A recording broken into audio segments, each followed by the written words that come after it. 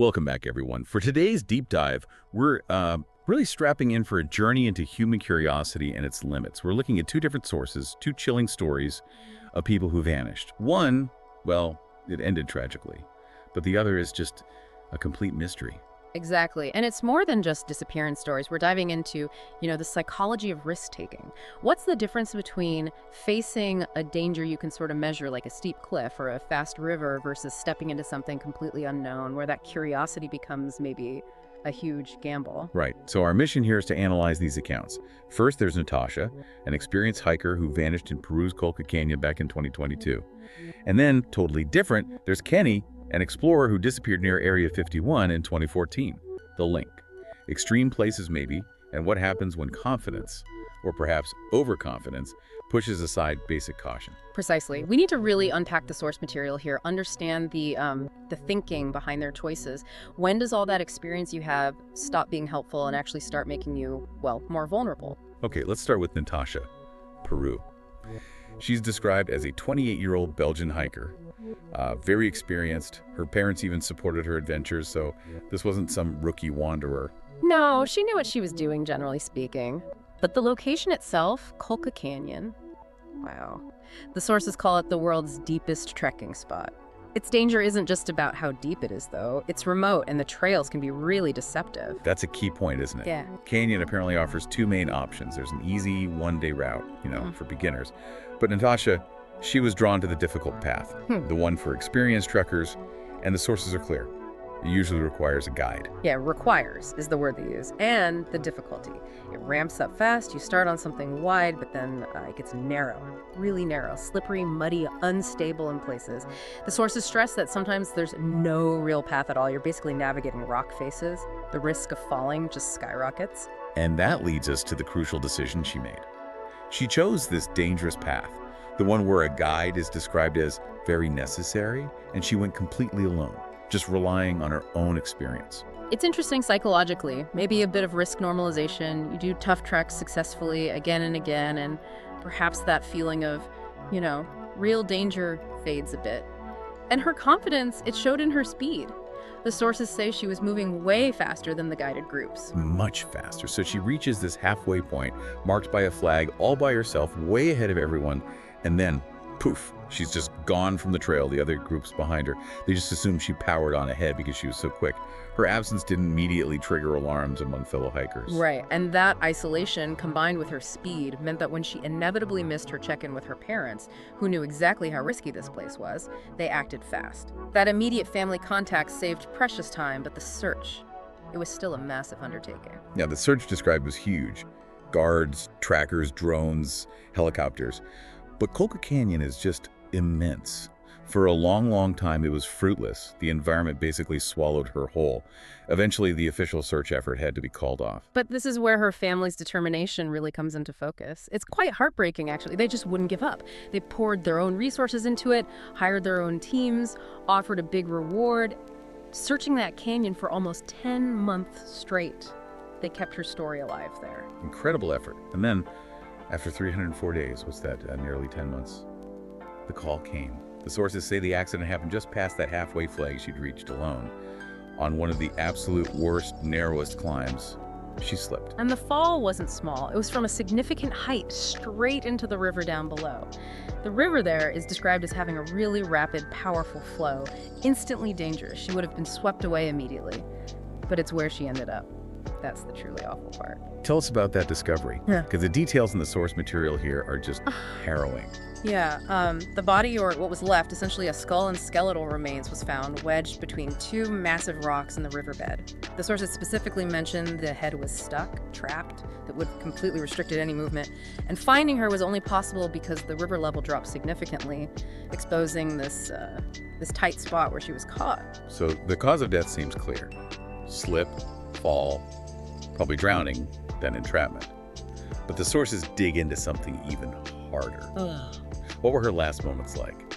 They offer two, frankly, terrifying possibilities based on the findings. Right. Scenario one is, well, the kinder one, relatively speaking. A quick end. Maybe the impact, maybe drowning almost instantly. Perhaps animals afterward, which the source grimly notes might have been a good thing compared to the alternative. And scenario two, This is the one that gives you chills. A slow death. Because of how she was trapped, head wedged, the sources speculate she could have actually survived the initial fall and been stuck there. Yeah. Alive, unable to move. For potentially, 15 days? Yeah. Maybe even up to a month or a month and a half. Imagine that. Trapped, head stuck, maybe conscious, can't move, can't call out over the roar of the river, day after day, night after night. The sources talk about the potential psychological horror, extreme claustrophobia, overwhelming anxiety, sheer terror, alongside the physical agony of hunger, thirst, exposure, all in that confined, dark, wet space. That confinement, the lack of oxygen maybe, the mental pressure, it turns a tragic accident into something out of a nightmare. And the conclusion the sources draw is pretty direct. The environment had zero room for air, and Natasha, by going without a guide, removed her main safety net. Relying solely on her own skills proved fatal. It's a stark reminder about respecting the environment, definitely. Though I suppose it's worth noting, even guides aren't infallible, accidents can happen to anyone. But her decision to go fast, alone, on that particular trail, it compounded the known risks enormously. That's a fair point. Still, her story provides a stark contrast to our second case. We go from a calculable risk in nature, however deadly, to Kenny's vanishing. He seemed to willingly walk towards something truly strange. Yeah, it's a complete shift. From the geology of Peru to the high desert near Area 51, a place where, reality, military secrets, and wild myths all blur together. So Kenny, he was 47, a YouTuber, an explorer type, vanished in 2014. And Area 51. Well, for anyone unfamiliar, the sources frame it as like ground zero for American myths about UFOs, aliens, secret tech. Right, reverse engineered spaceships, all that stuff. It's not just a military base, it's a cultural phenomenon, a magnet for the curious. Even Google Maps used to blur it out, remember? Exactly. And Kenny wasn't just hiking randomly out there. He was chasing a specific story, a myth he'd heard, about a so-called vibrating cave somewhere nearby, supposedly emitting weird sounds. He was hunting for something anomalous. And the key thing is, he apparently went there once before. On that first trip, as he got close to where he thought this cave was, he reported feeling physical effects. Said his body started to vibrate, and the feeling got crazier, as he put it, the nearer he got. That was a pretty clear warning sign, you'd think? You would. And he actually seemed to heed it initially. He left the area, told people he was spooked, said he needed to go back and get better gear, a camera specifically. The source also mentions he didn't have a sidearm on him that first time, interestingly. But despite feeling that physical weirdness, that fear, and despite people, friends, family warning him not to go back, he did. That pull of curiosity, maybe wanting to get footage, wanting to document it, it just outweighed his sense of self-preservation, it seems. So let's think about the risks here, because it wasn't just one type for Kenny, was it? Unlike Natasha facing natural dangers. No, absolutely. First, you've got let's call it the esoteric risk. Going into a cave described as vibrating, possibly paranormal, driven by pure mystery. That's one layer. But then there's the completely tangible, very real risk he also ignored. Yeah. Just being near Area 51. It's a high-security military installation. Trespassing there is incredibly risky. The danger wasn't just potential aliens or weird cave physics. It was armed guards, federal charges, that sort of thing.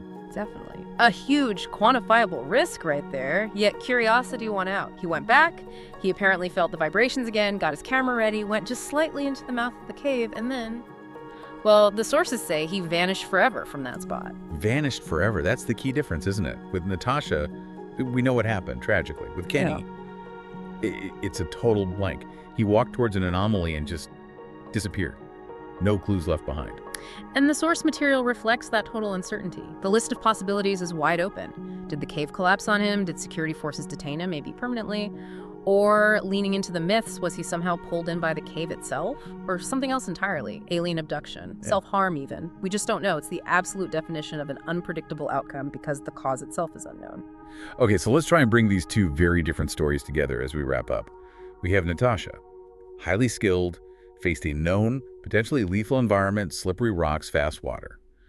But her downfall seems linked to her decision to bypass the recommended safety measure, the guide. Maybe hubris meeting nature's power. Seems like a fair summary based on the sources. And then Kenny, driven less by skill perhaps, and more by pure, raw curiosity about the truly strange. He ignored not just the obvious military risks, but also the weird physical warnings the phenomenon itself apparently gave him. His story is about pushing right up against the edge of the known, maybe even past it. What really stands out are the practical warnings hammered home in the sources, lessons applicable to both, really.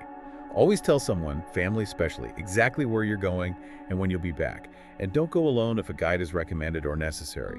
That warning about overconfidence comes through loud and clear. Yeah, definitely. And thinking about what drove them, it raises an interesting final question, doesn't it? Natasha's fate was sealed because she miscalculated a known risk, maybe overestimated her ability to handle it. Kenny vanished because he was drawn towards something fundamentally unknown, possibly dangerous in ways we can't even define. Right. So when you consider both Natasha, undone by a known danger made worse by her choices, and Kenny, lost to a factor that remains completely mysterious, maybe even paranormal, it makes you wonder, which is the more perilous force for an explorer? The predictable, measurable risks of the natural world, or that unpredictable, powerful pull of the unknown, the esoteric? Something to think about next time you feel that urge to explore, whether it's a mountain or a myth.